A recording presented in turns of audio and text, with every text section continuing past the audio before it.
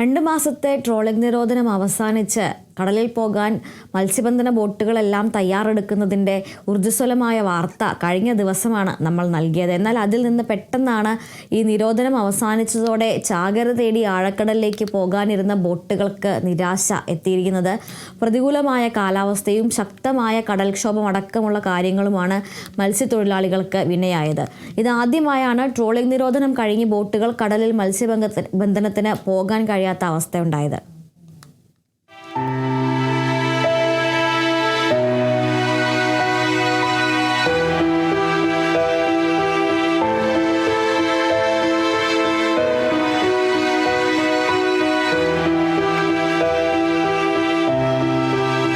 നല്ല മഴ പെയ്തതോടെ കനത്ത പ്രതീക്ഷയിലായിരുന്നു മത്സ്യത്തൊഴിലാളികൾ. എന്നാൽ നിരാശയായിരുന്നു ഫലം. കടലും കാറ്റും വീശിയടിച്ചതോടെ ബോട്ടുകൾക്കും വള്ളങ്ങൾക്കും കടലിൽ പോകാൻ കഴിഞ്ഞില്ല.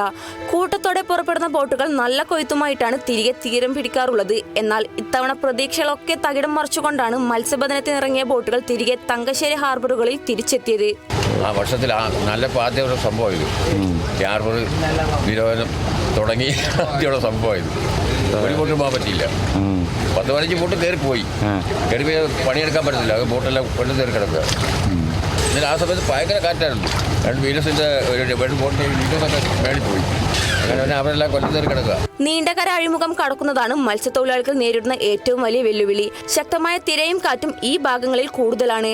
മത്സ്യത്തൊഴിലാളികളും കച്ചവടക്കാരും ലേലക്കാരും ബോട്ടുകളും വന്നെടുക്കുന്ന ശക്തികുളങ്ങര നീണ്ടകര ഹാർബറുകളിൽ നിലവിൽ ആളനക്കമില്ല.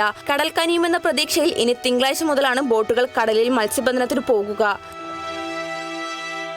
കേരള വിഷൻ ന്യൂസ്, കൊല്ലം.